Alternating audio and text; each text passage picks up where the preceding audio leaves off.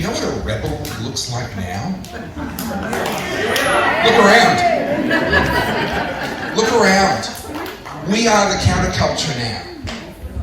We are the rebels in our own society. It is absolutely nuts, but it's true.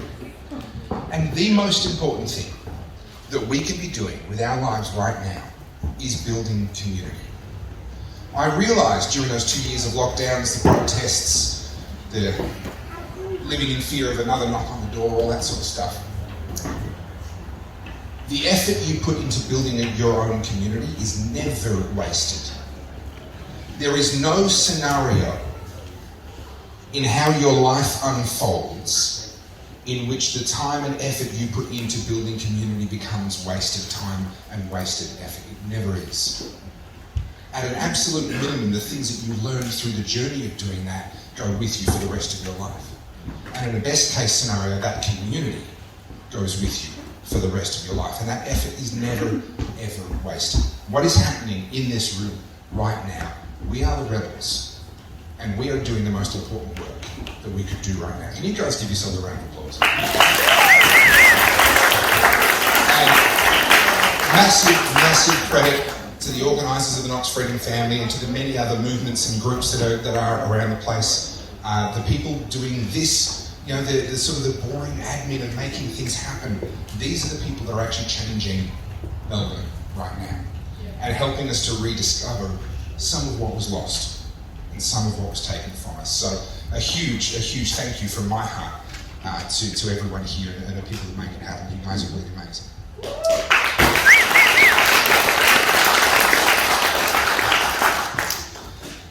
We have a problem. Don't know if you've noticed. Maybe this is probably a bombshell news. There's an election coming up. Was there anyone not aware of that? And we have a problem in the form of Daniel Andrews. But the problem's not that simple, because we also have a problem in the form of Matthew Guy. Useless. Now, I talk to a lot of people, and they say, oh, you know, I don't want Daniel Andrews to win, but I can't vote for Matthew Guy either, because he's no better. Well, you're absolutely right. He isn't any better. However, I'm going to say this. What does it say about our state if Daniel Andrews is returned? Right? I'm not hoping that Matthew Guy wins because I think he's going to be any good. I actually contributed to Ted Value winning, the last Liberal Premier that we had. In a very small way, I contributed to that. He was worse than useless. Complete waste of oxygen. Complete waste of time. I don't think Matthew Guy is going to be any better. I hold very, very low hopes for him indeed. But what does it say about us if we as a state put Daniel Andrews back in? So for that reason, I'm going to encourage everyone that wants to listen to me to put the Liberal Party just above the Labor Party, as close to the end of their ticket as they possibly can. Because we are going to have some fantastic candidates to vote for. We have one in the room, I believe. Have you? No? You have? Okay. Haven't. There you go. Crystal Mitchell, you may recognise from Battleground Melbourne.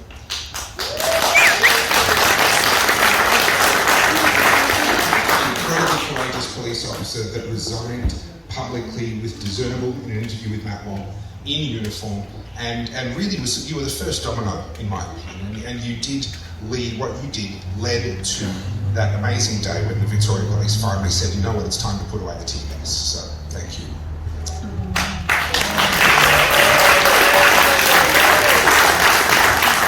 I mean that because I was on the receiving end of some of that tear gas, so that was a good day. That was a nice day. You know, there are going to be some excellent candidates. But I can tell you it is incredibly lonely being a small party candidate. Because we as a country, Australians as a culture, we almost pride ourselves in not being interested in politics. Right? It's almost a point of pride. No, we don't talk about politics in our family, we just talk about sport and the war in Ukraine, whatever the news is telling you to talk about at the moment. Politics is incredibly boring, it's incredibly lonely, and if we learned anything from the federal election, it is that Australians still aren't paying attention, right? They still haven't clued in yet. And I think we got an insight into what the problem is. The problem is, we've been talking about freedom. But if you were to do a survey 95% of Australians will tell you that they're free. We're selling something that they don't realise that they don't have. They think they've got a pantry full of it. They don't need any more. And we're out there going, freedom, freedom, freedom. Well, we're not wrong, but we're selling something that they're not buying. We have a messaging issue, a communications problem that we need to address, and we've literally only got a few months to do it. A few months to figure this one out. The second thing that really came home to me, I ran for the Senate in Tasmania, for the Liberal Democratic Party in the federal election, unsuccessfully, obviously. I'm here after all. But one of the things that I very quickly learned, there is nothing more powerful in politics than ordinary people willing to talk to each other about politics. There is no social media campaign, there is no television campaign, there is no amount of leaflets and letterboxes that can replace people willing to have conversations.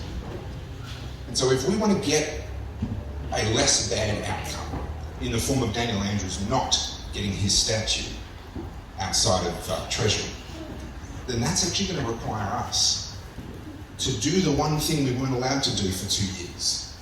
And that is visit friends, have dinner parties, have people over to our place, and have those conversations. Now that's a slightly terrifying thought, because what we're talking about here is somewhat controversial. There's a lot of people who don't want to talk about it. There's a lot of people who don't feel like they need to talk about it. So I want to lay out some ground rules so that you don't exhaust yourself having conversations with people that really are just a waste of your energy and your resources. Some of you, and I apologise for those that have already heard me talk about this, may have heard me talk about relationship triage. Relationship triage. If you're a triage nurse in, let's say, a battlefield hospital, then you have the unfortunate job of having to look at all of the casualties coming back from the front lines and decide who is going to live even without care. They're okay. Lightly wounded, quick bandage, something like that, that's all they need. Who is going to die no matter how much care you put into them? They're too far gone. And what you're looking for are the people in the middle. The ones who without intervention are going to die, but with intervention can live. And you're categorising people into those three categories. We need to do the same thing. Because I don't know about you, but I'm a little bit low on emotional resources after the last couple of years. I don't have an infinite well to draw from to have intense conversations over and over again with lots of different people. I don't have infinite medical resources, if we can go back to that analogy. Right? This hospital doesn't have an infinite amount of blood. It has to decide who gets it and who doesn't. And we're all the same, to one degree or another. So I really want to encourage you, between now and the November election is a time when this community building is vitally important. But what you do from here to go and have those conversations, and make sure you're having them with people who can be saved. Don't go throwing your energy and your time to those people whose minds are just made up, who won't listen to you because you're not a talking head on the TV. Oh, but the government told me this, therefore that must be true. Someone in my life who a year and a half ago assured me that he knew absolutely everything that he needed to know about COVID because he works for the government and the government puts up a bulletin in his workplace every morning. And therefore there was absolutely nothing that I could possibly tell him that was true and he didn't already know. And he meant it, absolutely meant it. I put no further energy into that relationship. Right? No, hasn't cost me a cent. Not a second of my time since then. Because I went, I see the category that you're in now. But there are other people who are open, but they just haven't actually had the conversation. Or they're actually open to information, but no one's presented that information to them. These are the people that we want to be investing our time into. Not only to change their minds, hopefully, but actually, more importantly, to bring them into this community. You know the one thing that all those other normies, the normal, the non-weird people out there, the one thing that is going to make them jealous and want to join us, despite all the insults that get thrown at us, it's this community. It's the atmosphere that we have in this room. It's the sense of actually, I don't know you people, but I already like you, right? And we're going to have a good time, we're going to talk afterwards. Who's here for the very first time? Okay. Who's already talked to somebody that you've never talked to before and you had a good time? Okay, I'm just taking notes of who's got their hands down. You're having a bad time. Okay, right? This isn't normal anymore. This is not a part of our culture anymore. This is the counterculture at work. This is us saying, you know what, government, you took away our community, you took away our family, you took away our ability to do face-to-face time with each other. You took all of that from us, so now we are going to go out and intentionally rebuild all of those things bigger and better than they would have been if you hadn't taken them away in the first place. Build back better. Right? The government basically said, we own you, we control you, we'll do exactly what you're told. This is us. There's a couple of kids in the room, so I apologise in advance. Saying, you. Right? That's what we're doing right now. Yeah? We had all the kids were distracted? Okay, good. That's what we're doing right now. And it's amazing. I cannot begin to express what it means to me to see this. Having been there at the very first anti-lockdown protest with 70 people, right? All the way through a couple of 100,000 people at Flagstaff Gardens. And then to get kicked in the guts with an election where not even the number of people that showed up to the gardens could actually bring themselves to vote for a freedom-friendly candidate. What a kick in the guts that was. This now, this is the future. This is where this movement now lives. It's right here in this room. And what happens from here is in the hands of every single person in this room. So I want to say a huge thank you. I'm going to take some questions and stuff and then you guys sort of decide where I go from here. But that really is what I wanted to say. I just want to say this is amazing. Please, if you're just standing here going, no, please connect with the people around you. Have a look at what you're a part of. Right? And put it in the context of the last couple of years. And this is amazing. It really is. So thank you to each and every one of you for being here. I really appreciate it. We would be able to change it from the inside. And people like me are saying, I've been here and changed it from the inside for 20 years, it still hasn't worked. I've got good friends that joined the party and lost all their principles, lost their way completely in a matter of 9 to 12 months because the party machine is so overpowering and so overwhelming. Let me go back through your comment because there's a number of different things in there that are worth unpacking. The Marbles video was accurate in that sense. People think there was fraud because the AEC didn't do it that way. I did a follow-up video after the election explaining why the AEC use a two-candidate preferred shorthand and why the vast majority of the time it's a completely acceptable thing to do. There is no chance of it changing the outcome, and the times where there is a chance of it changing the outcome, they don't declare until they've actually done the full count anyway. In my opinion, the AEC are one of the best electoral agencies in the country and among the best in the world, in my opinion. I can't say the same for the VEC. I won't say the same for the VEC. But there was no fraud. And what I said in the Marbles video was entirely accurate, but there is a shorthanded way that they do it on the night. In the seats where it's very clear that the preferences can't add up to be big enough to overcome one of the top two.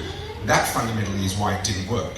If you take every single person who first preferenced every single freedom-friendly party, even the ones that are a bit dubious, and you stick them all into a pile, it adds up to, depending on the seat, you're looking at 10 to 15 to maybe 18%. To be in play, you've got to be north of 30%. And that's what the video had. It assumed that all of those parties combined were up around in the low 30s. That's where you've got to be. Otherwise, you're not in the game. We're not in the game not because of what happened in the way the votes were counted. We're not in the game because there just aren't enough of us. And this is what I was saying before. We're selling what people think they already have. We're selling the wrong thing. And this, I think, is the core lesson to come out of the federal election. In terms of people splintering the Liberal Party vote, that would be true in a place like the US, where you just have a single vote, and that's it. We have a preferential system, and so therefore, in the vast majority of cases, those people that are voting in the nation are then preferencing the Liberals above Labor, and effectively the end result is that it all coalesces into the Liberals anyway, in the vast majority of cases. But there is one particularly good point that you made that I think is worthy of attention. I discovered in Tasmania, there is a very deep level of frustration amongst many older Greens voters, because the Greens party today is not the one they signed up to. It's not the one that they supported for 30 years. They are deeply disillusioned, and they're kind of ripe for the picking, actually. Out of every demographic, I think they're the ones that I'm kind of like, okay, you're ready for a new home. And funnily enough, the issue that really resonated with them was being pro-nuclear. Right? They're old enough now and they're pragmatic enough now and they've seen all the different campaigns and the scare campaigns and everything else, and they're sitting there going, yeah, actually, if I'm that scared of CO2 in the atmosphere that I think it's going to end the world for my grandkids, nuclear is actually the only option that's really going to work. Now, I'm not here to spout about nuclear, etc. What I'm saying is there's a demographic there that, to my knowledge, no one else had really identified. When I started talking to through the back channels back to the party saying, hey guys, this is what I'm noticing in Tassie, and you guys sort of start to see this elsewhere, and to a degree in different places they are. But there are a lot of people looking for a new home. From the Greens, from Labor, from the Liberal Party, there's a lot of people looking for a new home. The problem has been we're selling them the wrong thing. So what are we selling? That, if I had a good answer to that, you would have already heard it. So the question is, so what do we sell them? Right, if selling them freedom is the wrong thing, here's an observation that I've made over the years. Everyone is a libertarian in at least, so believes in freedom, basically. Everyone believes in freedom in at least one area. A lot of people don't realise that that's what it is, right? But if you talk to someone for long enough, they will eventually find that topic where they go, well, the government shouldn't be involved in that. The government should just leave everybody alone in that one little narrow area, right? And they'll be all about big government taxes and big government spending and big government intervention in all sorts of other ways, but they'll have that one thing, might be marijuana, might be, you know, some particular piece of regulation around their favour, you know, they might be keen fishers. They're sick and tired of the gaming licenses or the game licenses, fishing, you know, whatever it may be. Every single person's thing is going to be different. Legalised self-defence. Legalised self-defence, okay? There's these areas where every single person has at least one. And so what I do now when I find myself talking to somebody is I don't start telling them about the importance of freedom, the value of freedom, the fact that we're losing our freedom, any of that stuff. Waste of time.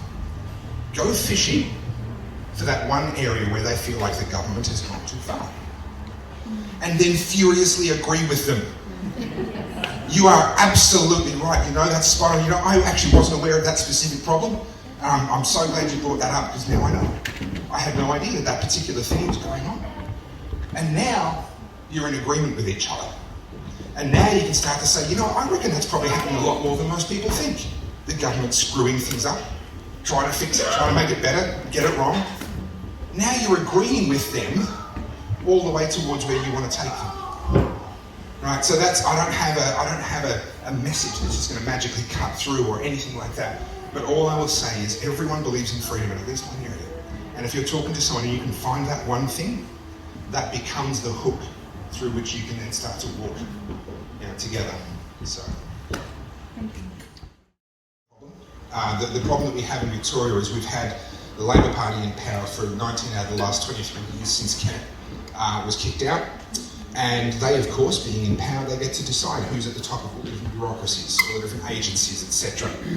They set the tone, the culture within those agencies. I know people that work in them, and the culture is incredibly toxic unless you're on board every single one of the latest little initiatives and things. And when they come up with a new one, you better get on board quick because you're going to get left behind real fast. And so people that can't bring themselves to live that lie tend to leave. And we end up with exactly what you're describing, where gradually there's just less and less people that are willing to stand up to that prevailing culture, and more people are just blindly going along with it.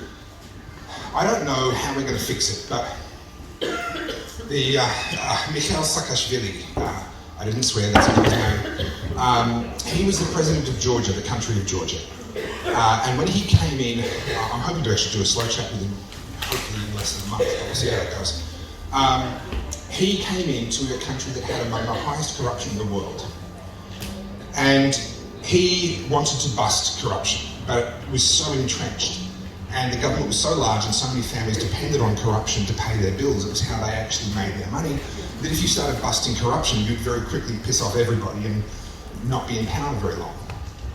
So he had the simple epiphany to realise that if he just reduced how much the government did, then he would reduce the opportunities for corruption. If someone doesn't need that permit, then the official doesn't have the opportunity to demand a bribe in order to hand over the permit.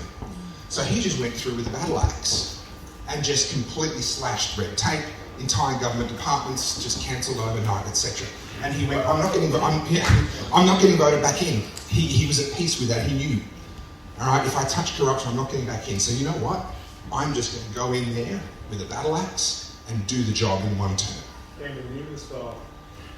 little bit.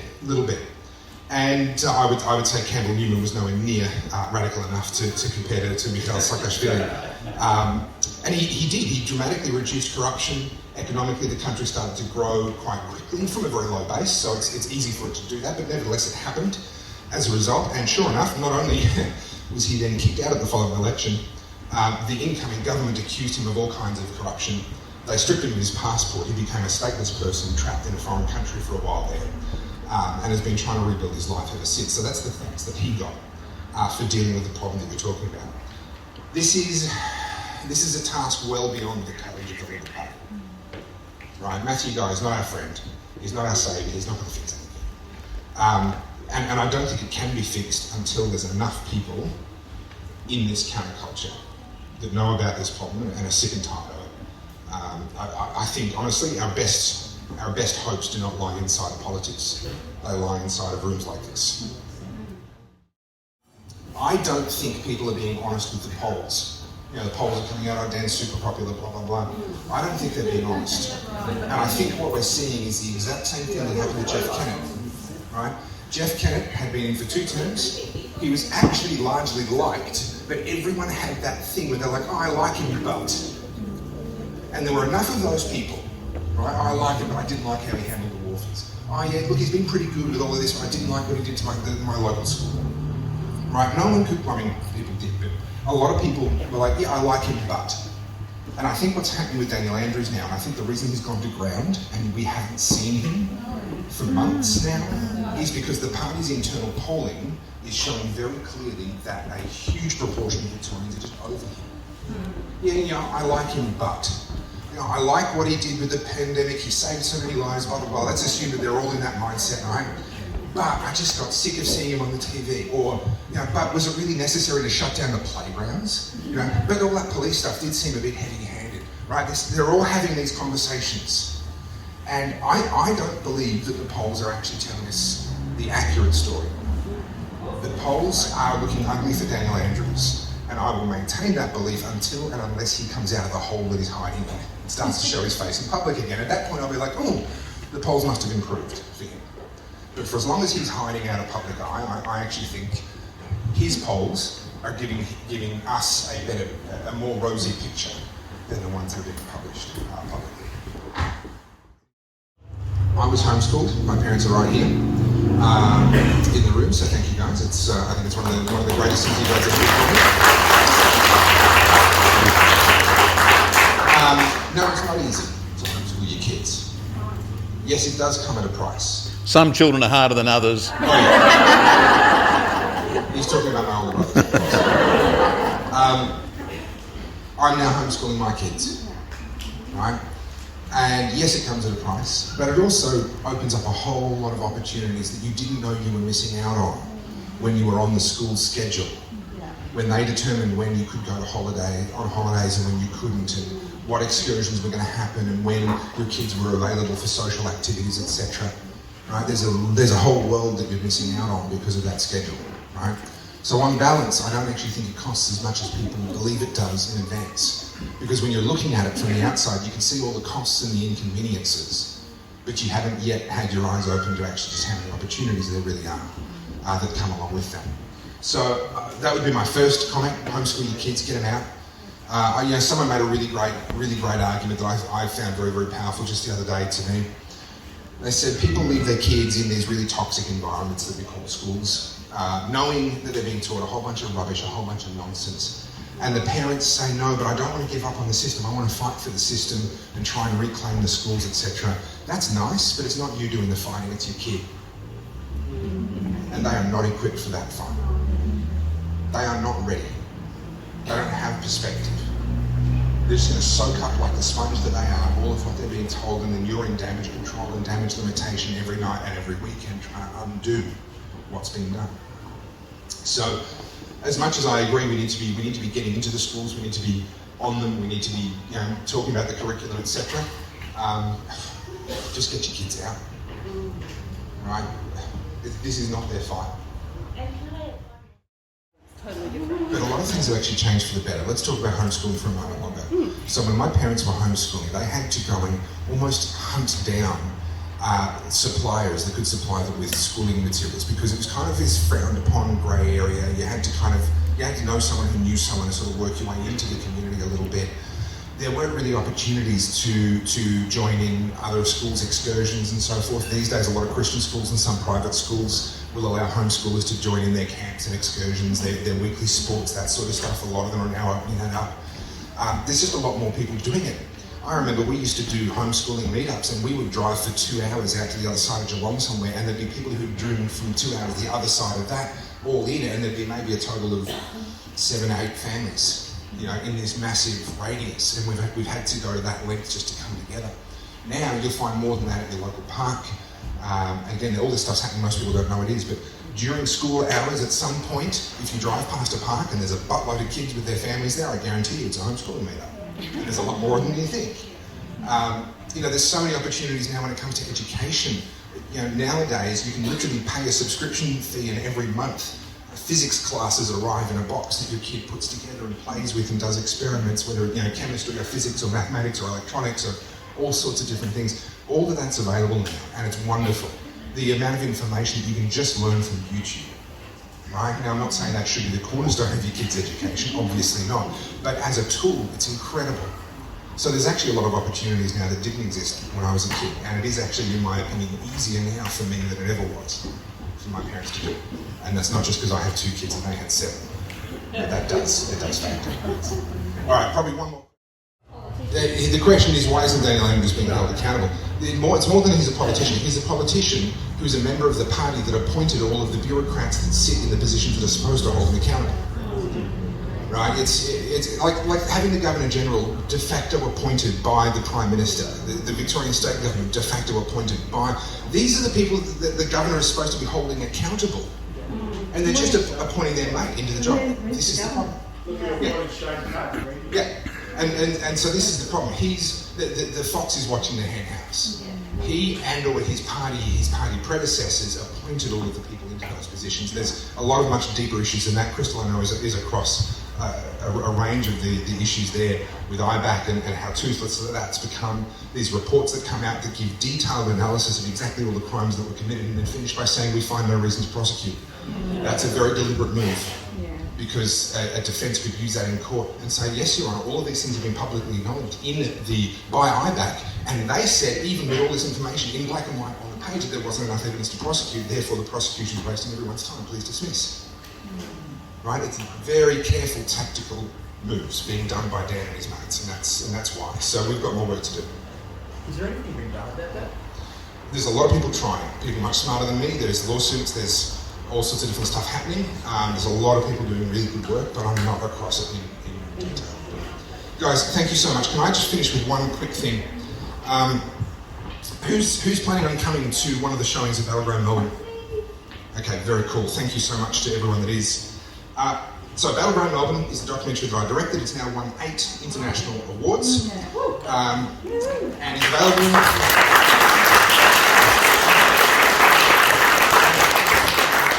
It's available to watch for free, battlegroundmelbourne.com. Right? It was crowdfunded, you guys paid for it. It's there for everyone to watch. It's in 4K, it's beautiful. Right? You can watch it, you can share it, you can send a link, battlegroundmelbourne.com.